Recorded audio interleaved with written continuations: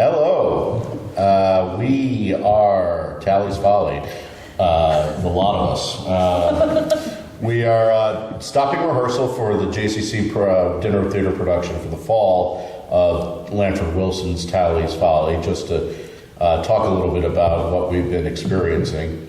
We actually started this production and performance as a reading. We did it in Washington, Connecticut, at a church there. A lot of people that were our friends, family, and people in the theater came to see it, and they were excited about it, and they actually were emotionally attached to it towards the end. And I don't want to say it was just a reading because they did very good characterizations, but it did start out that way.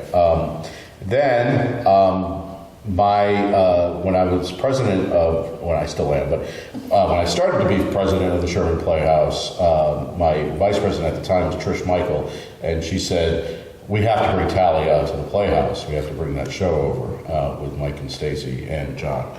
And I said, well, let's see if we could fit it into a schedule. So I think it was about 3 years ago, we fit it into the 2015 schedule. After 1984, and fitted it for 2 weekends, and that was so it was a 5-show production schedule that year, and that was very critically acclaimed, and a lot of the newspapers and the blogs really were excited about how well this came across, and so, for the dinner theater, I proposed this.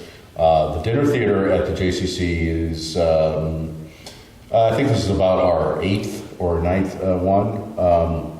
And they've all been very successful. They've all been very well attended. So, I asked Mr. Cooperman, the president, how he think he would this go by, and he said, this would be a good choice, and he likes it. He saw it, I think, at the roundabout at some point.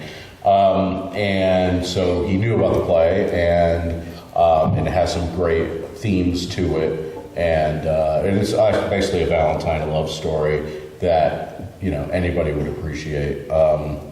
And it's a 2-person show, so it's easy to put on this small stage. And actually, Stacy and Mike were on the stage and off of it because we had to use a lot more of the area for the Canterville Ghost, which was a few years ago for a dinner theater, which was more of a family show, and that was with some children. And at any rate, it was a larger cast, and we managed to do it some justice. Mike played the Canterville Ghost. Do you remember that, Mike? I do indeed. Okay.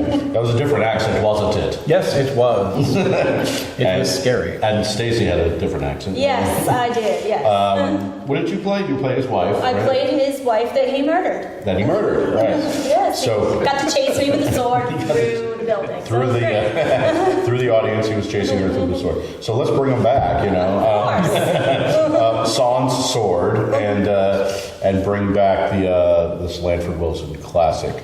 And John was you played it for the reading too. I did, yes. Yeah. Yep. From the beginning. Incidental music at the reading, and then came with it to Sherman. So just a little backgroundy type music and something to enhance the performance. John Bolster, obviously, we've seen him in many venues that plays banjo and sings. And there was a song called Lindy Lou. How did you learn that? Did you get sheet music, or? Oh dear, I don't read.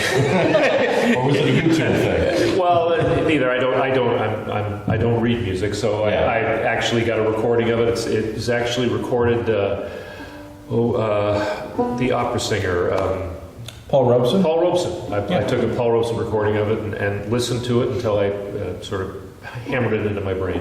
Right. So it works well. So Right. there's references to it in the show here, so it's neat. So we're calling him Uncle Whistler, and he built the Folly. The Folly is, Stacey, you describe what a Folly is. You're better at that. Well, a folly is something that's built that really has no use, no practical use. And in this case, this is the boathouse that we are set in. So this behind us will be a boathouse. Right, because we're in the rehearsal process And we did that with the Sherman stage, and it came out pretty well. It's a very fun time to dress this show because you could put basically some storage in there, some stuff to do with boating. John's bringing his boat by car, I'm assuming. Absolutely. He's gonna row We'll have over a real here. boat on shore.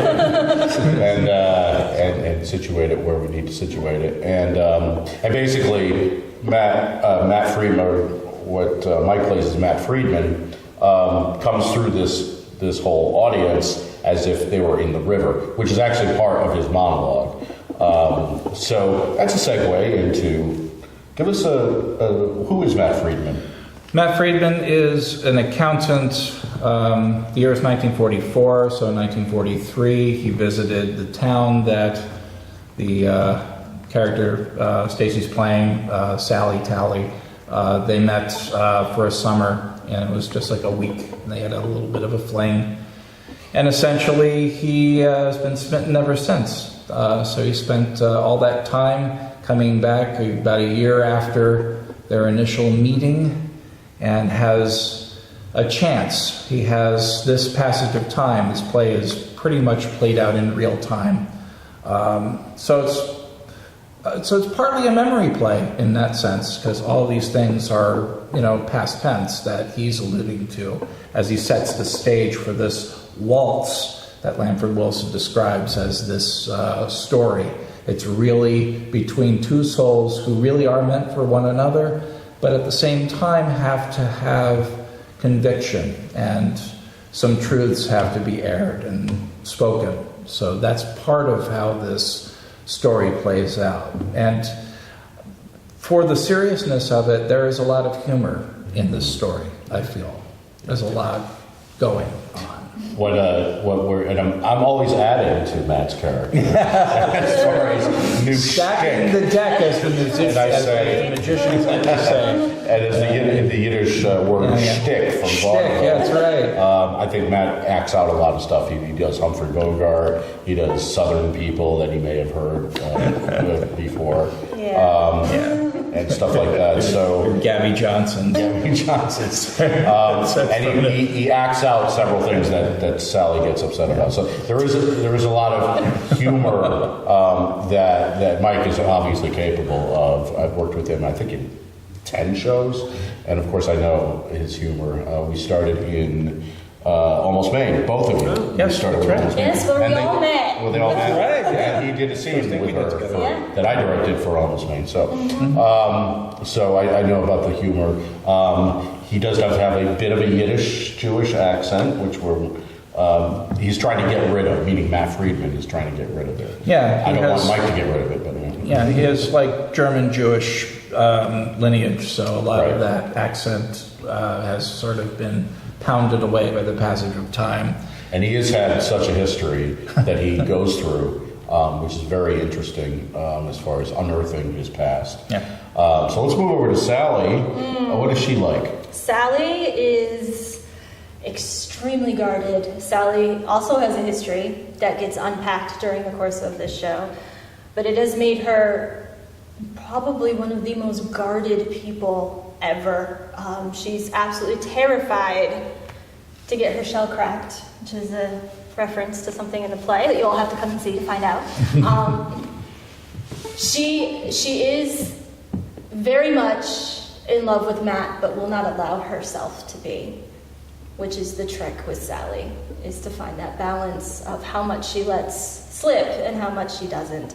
She is caught between what she wants and what is expected by her family, the Tallies of the Tallies Folly, and they are always right on the periphery of everything.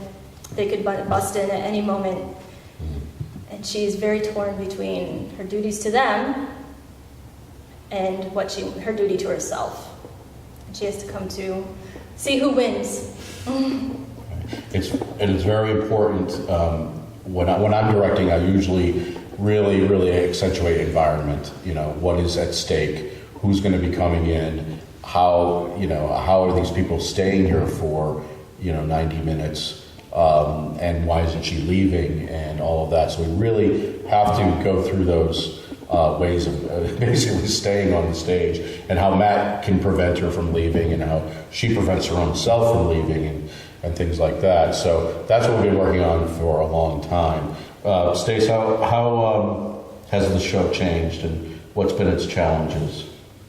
How has the show changed over the many times Yeah. we've done it? I mean, despite all the different spaces. Well, that's one. Spatial changes is Spatial always changes, fun. yeah. I have found that this particular iteration that we're doing has been very different. I found it I think we've gone much deeper, much more emotional, and it's actually much lighter than we've done before. More nuanced. Yeah, it's really, yeah. I think in my case, I mean, Sally can be a difficult character to play because she is very angry at the world and at Matt for being here and putting her in this position.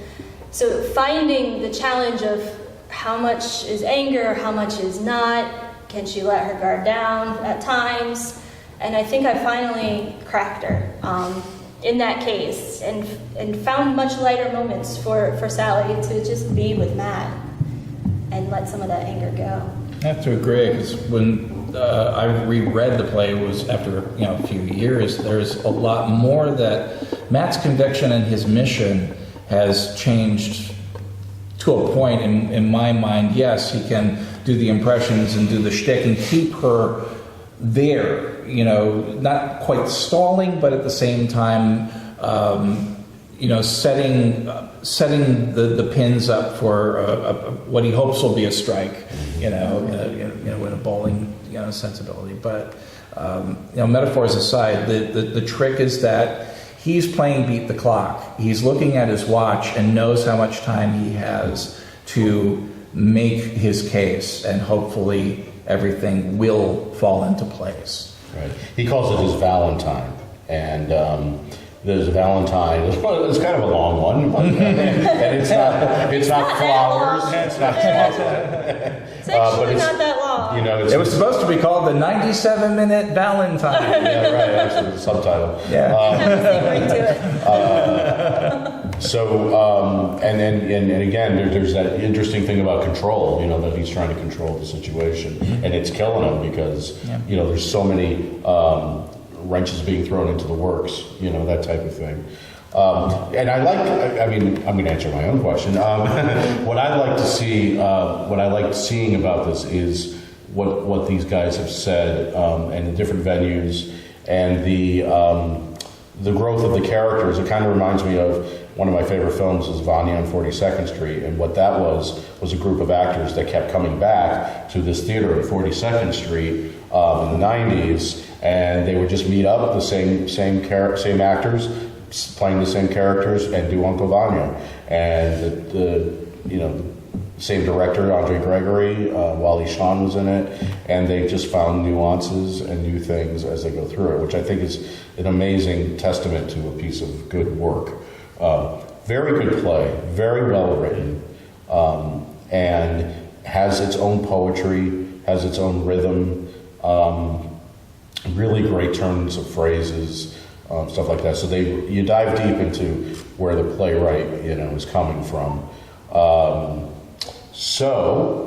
I think we've covered mostly everything. So this is going up November 10th here at the JCC, which is in Sherman. So you can get your tickets at jccinsherman.org. It's only one night on November 10th, and it's Saturday night, and it's usually sold out a lot of the times. Dinner is included, right? And dinner is included. Yes. A dinner theater, which has the theater and the dinner, which is called Dinner Theater. It's not a dessert theater. Is that how it works? That's how it works. And then, so it's great food. They have appetizers, some wine and stuff like that. So You can bring your own wine if you like. And you can bring your own, cocktails. Bring your libation. Your libations. And so it's a great time. And I thank these actors for helping us out with this. You're helping out. We try. Our pleasure. Yeah. So please come see it and be a part of this wonderful production. Thank you.